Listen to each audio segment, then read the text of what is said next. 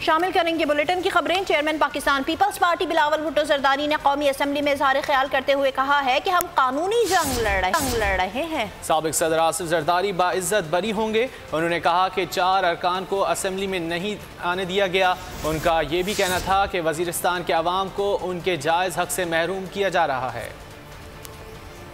आप नवाबशाह के अवाम, नॉर्थ वजीरिस्तान और साउथ वजीरिस्तान के अवाम और लाहौर का अवाम को इस बजट प्रोसेस से कैसे आउट रख सकते हो?